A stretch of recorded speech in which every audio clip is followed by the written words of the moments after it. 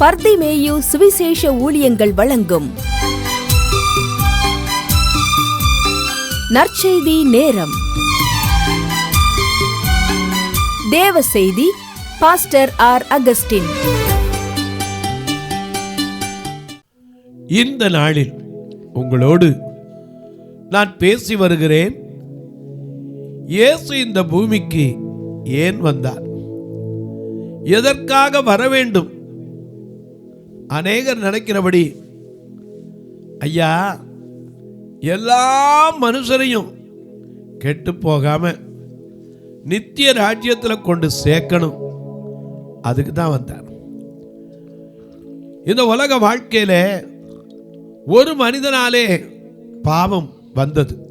ரோமருக்கு எழுதின நிருபத்தில் 4ஆம் அதிகாரத்தில் 19ஆம் வசனத்தில் நாம் வாசிக்கும் போது, முதல் மனிதனான ஆதாமின் மூலம் இந்த பூமியில் என்ன பண்ணுச்சு?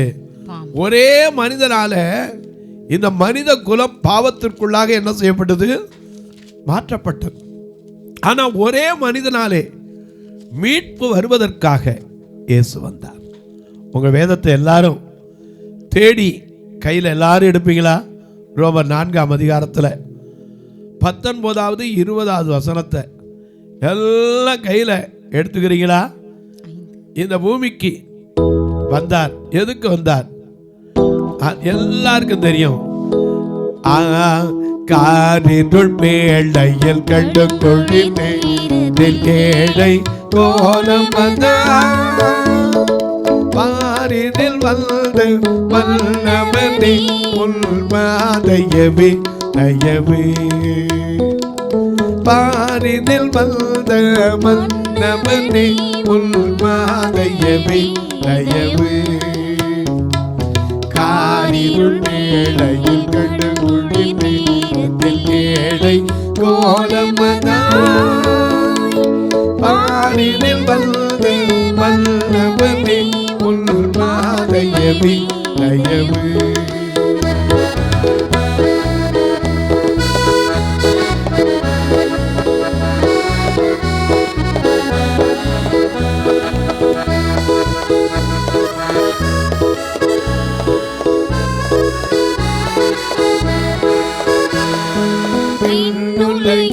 சிம்மாசனத்தில் தூதர்கள் பாடிடவே,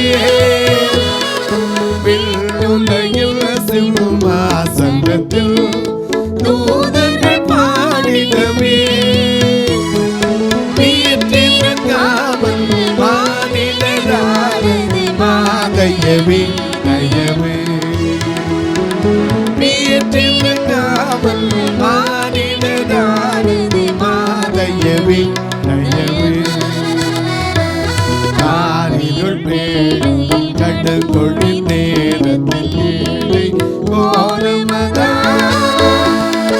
பாரினில் வந்து வல்லவனே உள்மாதையவே நயவே.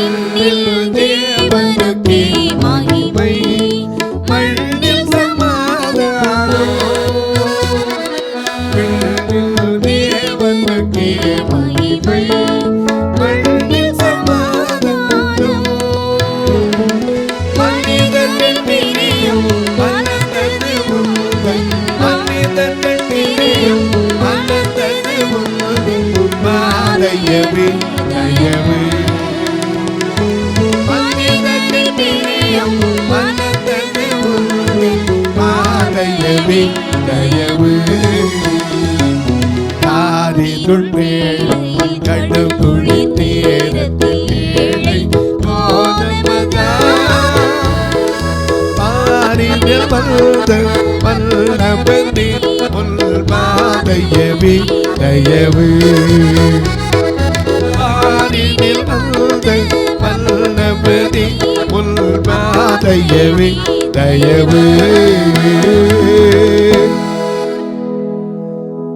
காரிருள் வேளையில் கடுங்குளிர் நேரத்தில், ஏன்னா இந்த டிசம்பர் மாதம் ஒருவேளை கேட்கலாம் நீங்கள், வேதத்தில் எங்கேயாவது டிசம்பரில் தான் இயேசு பிறந்தாரான்னா இல்லை, அப்படிலாம் எழுதப்படலை. அந்த குளிரை வச்சு அந்த கல்ச்சரை வச்சு முடிவு பண்ணதான். எல்லாருக்கும் வசதியாக இருக்கட்டுமேனு ஒரு தேதியை வச்சாங்க. எல்லாத்துக்குமே அப்படி தான் ஆரம்பத்தில் இருந்தது, அது எப்படியோ பழக்கமாயிடுச்சு. ஏன்னா இந்த கிறிஸ்மஸ் என்பது 25ஆம் தேதி கிறிஸ்து பிறந்தார் இல்லை, இந்த பூமியில் எதற்காக பிறந்தார்? எல்லா மனுஷரையும் ரட்சிப்பதற்கு. ஏனையா ரட்சிக்கணும்? இப்போ வாசிக்கலாம், ரோமருக்கு எழுதின நிருபம் 4ஆம் அதிகாரம் 19ஆம் வசனத்தை. அன்றியும் ஒரே மனுஷனுடைய, ரோமர் 4ஆம் அதிகாரம் 5:19 சாரி 5:19 வாசிங்க. அன்றியும் ஒரே மனுஷனுடைய கீழ்ப்படியாமையினாலே அநேகர் பாவிகளாக்கப்பட்டது போல. அது என்ன? ஒரே மனுஷன் யாரு? ஆதாம். முதல்ல ஒரு மனுஷனை என்ன செஞ்சார்? ஆதியாகமம் 2:7 பூமியின் மண்ணினாலே என்ன செய்தார்? தேவனாகிய கர்த்தர் மனுஷனை பூமியின் மண்ணினாலே உருவாக்கி ஜீவ சுவாசத்தை அவன் நாசியிலே ஊதினார். முதல்ல பிறந்த மனுஷனுக்கு அநேக கேட்கிற, கோழியிலேருந்து முட்டை வச்சா, முட்டையிலேருந்து கோழி வச்சான்னா கோழியிலேருந்து தான் முட்டை வச்சு. ஏன்னா முதல்ல எதுதான் உண்டாக்கப்பட்டது? தேவனாகிய கர்த்தர் பூமியின் மண்ணினாலே ஒரு மனுஷனை உண்டாக்கினார். இந்த மனுஷனுக்கு தனியா இருப்பது அல்லன்னு சொல்லித்தான் அவனுக்கு ஒரு துணையையும் ஏற்படுத்தினார். அதுவும் கரெக்டா எங்க இருந்து எலும்பு எடுத்தாரு? விழாவில். ஏன்? நெஞ்சில இருந்து எடுத்திருந்தா நெஞ்சுக்குள்ள இவன் வைக்க மாட்டான்னு தெரியும். நம்ம ஆளுக்கு தான் நெஞ்சில் இங்கே ஒன்று அங்கே ஒன்று இருக்கு, நெஞ்சுக்குள்ளே வைக்க மாட்டான்னு தெரியும். ஏன்னா நெஞ்சுக்குள்ளே ஏகப்பட்ட குப்பை இருக்குது, இதை வைக்கிறதுக்கு எங்கே இடம் இருக்குது? மார்க் 7:20 அநேக குப்பை இருக்குது. மனுஷனுடைய இருதயத்துக்குள்ளே இருந்து புறப்படுகிறதே மனுஷனை தீட்டப்படுத்தும். அது என்னவெனில் வரிசையாக சொல்லியிருக்கார். பொல்லாத சிந்தனைகள், விபச்சாரங்கள், வேசித்தனங்கள், அழகாக கிட்டத்தட்ட நிறைய லிஸ்டே கொடுத்துருக்கார். காம விகாரம், வன்கண், களியாட்டு, பொறாமை, சூது, மதிகேடு எல்லாம் இருக்கும்போது இங்கே எங்கே இடம் இருக்குது? அதனால தான் இருதயத்திலேருந்து எடுக்கலை. சரி, கிறிஸ்து அதாவது புருஷன் மனைவிக்கு தலையாக இருக்கிறான்ங்கிறாரு. அப்போ தலையிலிருந்து புருஷனுக்கு மனைவி தலையாக இருக்கணும்னு எடுத்திருந்தாரா? ஏன்னா இவன் தலைக்கு மேலே தூக்கி வச்சு ஆடிடக்கூடாது. ஆண்டவர் ஞானம் கால் பக்கத்தில் இருந்து எடுத்திருந்தா காலு கீழே போட்டு மிதிச்சிடவும் கூடாது. அதனால தான் விழாவிலிருந்து ஒரு எலும்பை எடுத்தார். எனக்கு அன்பானவர்களே, எதுக்காக விழாவிலிருந்து எடுத்தார்? பாதின்னு வாயிட்ட சொன்னால் போதாது, கொடுக்கணும். அந்த விழாவில் உணர்வு இருக்கணும். அப்போஸ்தலர் 12ஆம் அதிகாரத்திலே 7ஆம் வசனத்தில் பார்க்கிறோம், கர்த்தருடைய தூதனானவர் பேதுருவை விழாவில தட்டி தான் எழுப்பினார். இயேசு கிறிஸ்துவானவர் மரிச்சிட்டாரான்னு பார்க்கறதுக்கு ஈட்டியால் சேவகன் எங்கே தான் குத்தினான்? விழாவில குத்தினான். இன்னைக்கு நம்ம விழாவை தொட்டு பாருங்க, ஒருத்தருக்கு ஒருத்தர் தொட்டால் உடனே கூச்சம் வந்துடும். அந்த உணர்வு இருக்கணுங்கிறதுக்காக விழாவிலிருந்து ஒரு எலும்பை எடுத்து அந்த இடத்தை சதையினால் அடைத்து ஒரு பெண்ணை உருவாக்கி கொண்டு போய் ஆதியாகமம் 2:15 தோட்டத்தை காக்கிறதுக்கும் அதை பண்படுத்துறதுக்கும் என்ன செய்தார்? வைத்தார். வச்சு ஒரே ஒரு கமாண்ட் தான் கொடுத்தார், வேற ஒன்றும் கிடையாது. நமக்கு மாதிரி 10 கற்பனோட கிடையாது. அவங்களுக்கு ஒரே ஒரு கட்டளை தான். என்னது? தோட்டத்தில் உள்ள எல்லாவற்றையும் நீ புசிக்கலாம், ஆனால் ஒரு குறிப்பிட்ட அந்த கனியை பார்த்து சொன்னார், இதை புசிக்கும் நாளிலே சாகவே சாவாய். என்னைக்கு எதை செய்யாதன்னு சொல்றானோ அன்னையிலேருந்து நம்ம புத்தி அதில் தான் போகும். குழந்தை கூட பார்க்க அந்த ஜென்ம சுவாவம் இருக்கும். பிள்ளைய பார்த்து அம்மா சொல்லிட்டு போயிடுவாங்க, உரி மேலே பால் வச்சுருக்கேன், இந்த ஸ்டூலை இழுத்து போட்டு ஏறி எடுத்து குடிச்சிடாத. என்ன செய்யும்? கரெக்டாக என்ன செய்யும்? ஆமாம், போன உடனே அந்த ஸ்டூலை இழுத்து போடும், ஏறும், எடுத்து குடிக்கும். ஆண்டவர் பேசாமல் போயிருந்தா இவன் பாட்டில் இருந்திருப்பான். ஆண்டவர் சும்மா போல, ஏன்னா தமிழ் சொல்லியிருக்காரு, நான் செய்ய போகிறதை என் ஊழியக்காரருக்கு மறைப்பேனோன்னார். ஊழியக்காரனுக்கே மறைக்க மாட்டேன்னா நமக்கு மறைப்பாரா? பிள்ளைகளுக்கு அவர் சொல்லிட்டு போனார், ஏன்னா ஒருத்தனும் கெட்டு போயிடக்கூடாது. அதான் பயவாளை பார்த்து, எப்பா நல்லா இருக்கீங்களா, தினந்தோறும் வருவார். இவங்களை இணைச்சி வச்சார். அதுதான் இன்னைக்கு கல்யாணம். ஆதியிலே ஒரு கல்யாணம், ஏதேனிலே நடந்த கல்யாணம். ஆதியிலே ஒரு கல்யாணம், ஏதேனிலே நடந்த கல்யாணம். மண்ணா கட்டி மாப்பிள்ளை எலும்புல தான் பொண்ணு, மண்ணா கட்டி மாப்பிள்ளை எலும்புல தான் பொண்ணு. ஆதியிலே ஒரு கல்யாணம், ஏதேனிலே நடந்த கல்யாணம்.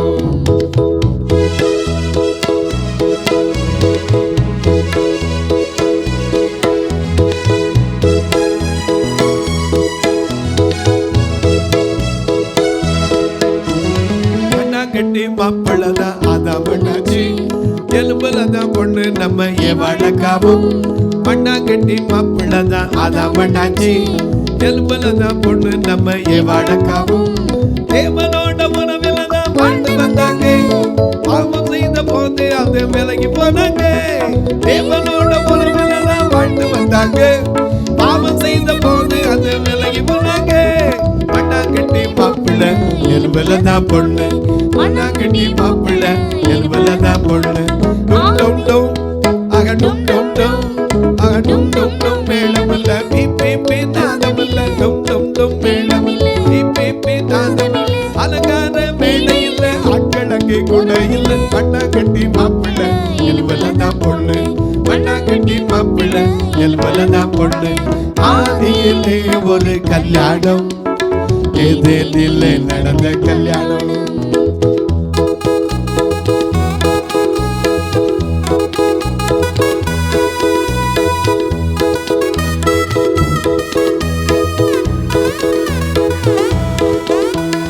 டும் டும் டும் அக டும் டும் டும் அக டும் டும் டும் மேளமில்ல பீ நாதமில்ல. டும் டும் டும் மேளமில்ல பீ நாதமில்ல. அலங்கார மேடை இல்ல, ஆட்கள் அங்கே கூட இல்ல. அலங்கார மேடை இல்ல, ஆட்கள் அங்கே கூட இல்ல. மண்ணா கட்டி மாப்பிள்ளை எலும்புலதான் பொண்ணு, மண்ணா கட்டி மாப்பிள்ளை எலும்புலதான் பொண்ணு. ஆதியிலே ஒரு கல்யாணம், ஏதேனிலே நடந்த கல்யாணம். சொல்லுங்க, ஆதியிலே ஒரு கல்யாணம், ஏதேனிலே நடந்த கல்யாணம். ஆதியில் ஒரு கல்யாணம் நடந்து அன்னைக்கு நகை நட்டெல்லாம் பேச்சு இல்லை. இன்னைக்கு தான் கல்யாணம்னா ஜெபம் பண்ண சொல்லுவோம். பிரதர் கல்யாணத்துக்கு பொண்ணு வச்சுருக்கேன் பிரதர், ஜெபம் பண்ணிக்கங்க, எல்லா தேவையும் சந்திக்க முடியும். ஏன்னா உலகத்தில் வேதத்தை நம்புகிறவங்களும் ஒரு லிஸ்ட்டு இப்போ கொடுக்க ஆரம்பிச்சிட்டாங்க. அது இப்போ எந்த கஷ்டக்காரங்க. முதல்ல எனக்கு இங்கே 2 வீடு இருக்குது, அங்கே ஒரு 4 ஏக்கர் நிலம் இருக்குது, அது இருக்குது இது இருக்குது, மொத்தம் சேர்த்து 3 கோடி ரூபாய் என்று அரசாங்க மதிப்பீடு சொல்லு. அதுக்கு முன்னாடி அப்போ பொண்ணு கொடுக்குற பொண்ணு வர்க்க போகிறேன், அவன் எவ்வளோ வச்சுருக்கணும்? 7 கோடி. எனக்கு அன்பானவர்களே நல்லா கவனிங்க, கல்யாணங்கிறது ஆண்டவரை பின்பற்றவன் ஆதியாகமம் 24ஆம் அதிகாரத்தை உட்காந்து படிக்கணும். எலியேசர் கொண்டாந்து தான் ரெபேக்காளுக்கு முதல்ல நகையை போட்டவன். இன்னைக்கு மாப்பிள்ளை வீட்டிலேருந்து நகை வருது இல்லையா, பொண்ணு வீட்டிலேருந்து முதல்ல பேசி முடிச்சுக்கிறோம். நகை போட மாட்டோமா, ஆனால் கேஷாக வாங்கிடுவாங்க, செக்காக வாங்கிடுவாங்க, அது ஜிபே வழியாக போயிடும். போகட்டும். ஒரே மனிதன் இந்த உலகத்தில் பாவத்தை எப்படி கொண்டு வந்தான்? ஐயா, ரோமர் 5:19 நாம் அழகாக வாசிக்கும் போது, ஒரே மனிதனுடைய மீறுதலினாலே. இன்னைக்கு அநேக நேரங்களில் மீறுதல் செய்யும்போது நமக்கு தெரியாது. தாவீதுக்கு தெரிஞ்சு, அதனால தான் சொல்றான், நான் என் மீறுதல்களை அறிந்திருக்கிறேன், என் பாவம் எப்பொழுதும் எனக்கு முன்பாக நிற்கிறது. தேவர் ஒருவருக்கே விரோதமாக பாவம் செய்தேன். நமக்கு தெரியும், ஆனால் நம்ம வாயில இந்த வார்த்தை டக்குன்னு வந்துடாது. நான் பாவி இல்லைங்க. அதனால தான் நம்ம பார்த்து ஆண்டவர் சொல்லிட்டார். என்ன சொன்னாரு? என்னிடத்தில் வரும் பாவி யாரையும் இகழ்ந்து தள்ளேனே, என்னிடத்தில் வரும் பாவி யாரையும் இகழ்ந்து தள்ளேனே, பண்ணிய மேலோக வாழ்வை அருவே மல்லிய மேலோக வாழ்வை அருள்வேன் ஆராயும் பாவிப்பா மல்லிய மேலோக வாழ்வை அருள்வேன் ஆராயும் பாவிப்பா பாபாவே மறைந்து நில்லாதேவா பாபாவே மறைந்து நில்லாதேவா. எனக்கு கண்பானே நல்லா கவனிங்க. ஆண்டவர் சொல்லிட்டு போனார், எப்பா இதை மட்டும் செஞ்சிடாதப்பா, இதை மட்டும் செய்யாத, மீது எல்லாம் உனக்கு தான், எல்லாம் உனக்கு தான். எத்தனை கொடுத்தாலும் வாழ்க்கையில் எதை தொடாதேன்னு சொன்னோமோ அது மேலே தான் நம்ம எண்ணம் போகும். அதான் ஜென்ம சுபாவம். ஒரு சமயத்தில் எனக்கு அன்பாலே ஒருத்தர் ஆத்தாவும் பாட்டியும் பேசிக்கிட்டு இருந்தாங்களாம். இந்த ஆதாம் ஏவாளும் செஞ்ச பாவத்தினால தான் இன்றைக்கி நாம் என்ன செய்கிறோம், கஷ்டப்படுறோம். உடனே ஒருத்தர் வந்தவர், தாத்தா ஆதாம் ஏவாள் மட்டும்தானே தப்பு பண்ணாங்க? ஆமையா. அப்போ இன்றைக்கி நீங்கள் கஷ்டப்பட வேண்டாம், உங்களை நல்லா வச்சுருக்கேன், ஆனால் சொன்னதில் நீங்கள் இருக்கணும் அப்படின்னாரு. நீங்கள் என்ன சொல்கிறீங்களோ அப்படி கேட்குறேன்னார். தாத்தாவையும் கூட்டிகிட்டு பாட்டியும் கூட்டிகிட்டு வாங்கன்னார். பாட்டியும் தாத்தாவும் வந்தாங்க. ஒரு பெரிய பங்களாவில் உட்காந்து வச்சார். உங்களுக்கு முழு நேரமும் நல்ல சாப்பாடு 3 நேரம் என்ன செய்யும் கிடைக்கும். நீங்கள் சாப்பிட்டு என்ன செய்யணும், நல்ல ரெஸ்ட் எடுக்கலாம், சந்தோஷமாக இருக்கலாம். ஏன்னா முதிர் வயதில் நீங்கள் கனி தந்து பசுமையும் புஷ்டிமாக இருப்பீங்கன்னு சங்கீதம் 92:15 வாக்கின்படி நீங்கள் கரெக்டாக சந்தோஷமாக இருக்கலாம். ஆனால் ஒன்று நடுவில் ஒரு பெட்டி இருக்குது இந்த வீட்டில், அதை மட்டும் என்ன செய்யக்கூடாது, தொடவும் கூடாது, என்னன்னு என்ன செய்யக்கூடாது, கேட்கவும் கூடாதுண்ணா. பாட்டி போனவுடனே தாத்தா சொன்னார், ஐயா இத்தனை நாள் பாடுபட்டோமே, இப்போவாது நல்லா நிம்மதியாக என்ன செய்யுங்க, செத்த நிம்மதியாக உட்காந்து ரெஸ்ட் எடுங்க. அப்படி போனோடனே சாப்பிட்டோன்னே அருமையான தூக்கம். 2வது நாள் தூங்கி பார்த்தாங்க. எத்தனை நாள் தூங்குறது? 3ஆவது நாள் எழுந்திரிச்சு, ஐயா என்னன்னார், அந்த பெட்டியில் என்ன இருக்குது? ஏய் இதைத்தான் ஆண்டவர் சொன்னார். ராஜா என்ன சொன்னார், இதை மட்டும் கேட்கக்கூடாது, தொடக்கூடாதுன்னார்ல. இல்லை நான் என்ன உங்கள்கிட்ட என்ன கேட்டேன், நகை கேட்டேனா, நட்டு கேட்டேனா, உங்கள்கிட்ட பட்டு கேட்டேனா, பட்டு கட்டு பீதாம்பரம் கேட்டேனா, ஒரே ஒரு ஆசை, பார்த்துட்டு என்ன இருக்குன்னு வச்சுட்டா அவர் என்ன பார்க்க வராரு அப்படின்னார். தாத்தா பார்த்தாரு. பாட்டி ஆரம்பத்தில் வாழ்வில் தாழ்வில் சுகத்தில் துக்கத்தில் எல்லாம் உனக்கு உண்டுன்னாரு. பாட்டி கேட்குறதையும் செய்யணும்னு சொல்லி பொட்டியை திறந்தார். உள்ளேருந்து ஒரு கிளி பறந்து போயிடுச்சு. எவ்வளோ விரட்டி பிடிச்சி பார்த்தாங்க, ஒன்றும் கிடைக்கல. கடைசியில் சோர்ந்து போய் உட்கார்ந்தாங்க. அந்த ராஜா வந்து கேட்டார், என்ன நீ கொஞ்சம் சோர்வாக இருக்கீங்களே? ஒன்றும் இல்லைங்க. சும்மா சொல்லுங்க. ஒன்றும் இல்லை. அப்போ ஏன் இப்படி சோர்ந்துருக்கீங்க? ஒரு சின்ன தப்பு நடந்து போச்சு. என்ன? நீங்கள் தொடக்கூடாதுன்னு சொன்னதை என்ன செஞ்சிட்டோம், தொட்டுட்டோம். அப்போ ஆதாம் ஏவாளை குற்றம் சொல்லதுக்கு யார்? நீங்கள் நானும் என்ன செய்யக்கூடாது, மற்றவங்கள குற்றம் சொல்லக்கூடாது. குற்றங்கள் இல்லையே என்று சொன்னார், நம்மை நாமே மாற்றி நினைத்திடுவோம். குற்றங்கள் இல்லையே என்று சொன்னார், நம்மை நாமே மாற்றி நினைத்திடுவோம். குற்றத்தை அவனிடத்தில் எடுத்துரைத்தார், குற்றத்தை அவனிடத்தில் எடுத்துரைத்தார். குற்றத்தை மன்னித்து வாழ்வழிப்பார். மன்னிப்பு மன்னிப்பு மன்னிப்பு மன்னிப்பு மன்னிப்பு ஏமா மன்னிப்பு மன்னிப்பு தாருமே இறைவா, மன்னிப்பு தாருமே இறைவா.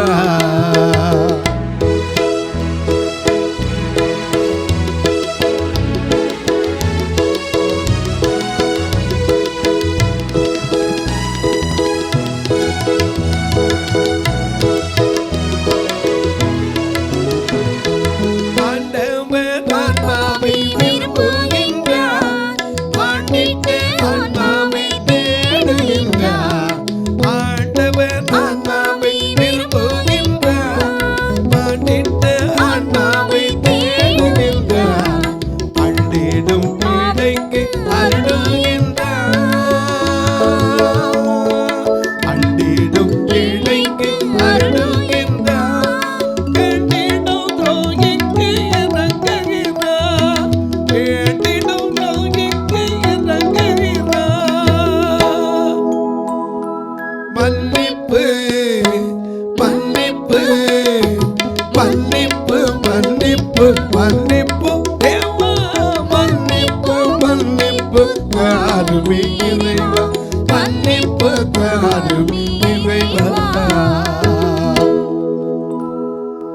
ஒரு வார்த்தை ஐயா நான் தெரியாமல் செஞ்சுட்டேன்னு சொன்னா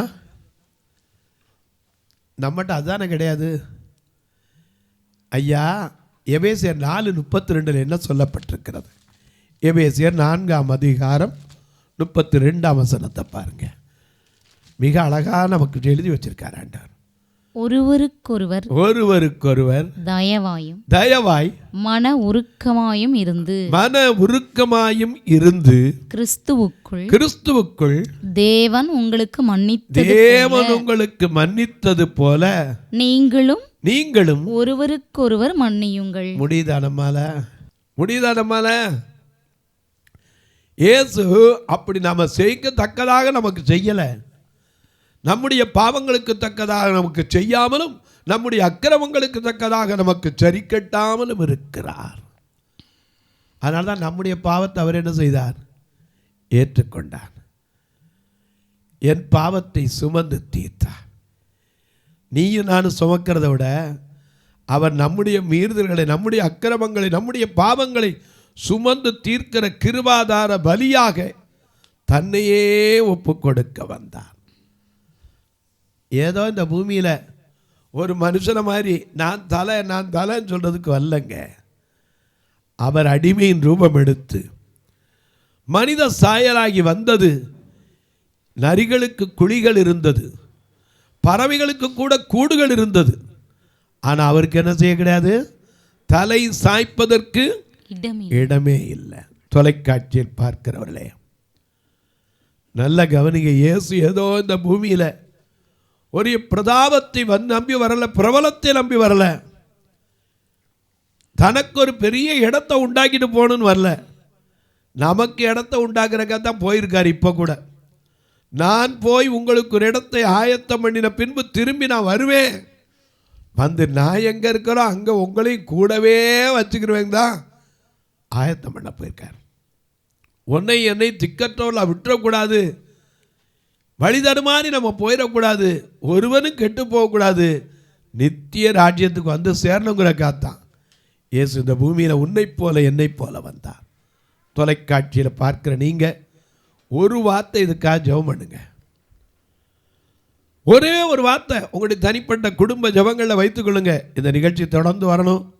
ஒவ்வொரு நாளும் தேவைகள் 30 நாள் 31 நாள் வருது, சந்திக்கப்படணும். அது மட்டும் இல்லை, எங்கள் சபையில் பார்வையற்ற மக்கள் நீங்கள் வந்து பாருங்கள், 2 கண்ணு தெரியாத மக்கள், வேலை இல்லாத மக்கள், சாலையில் இருக்கிற மக்கள்.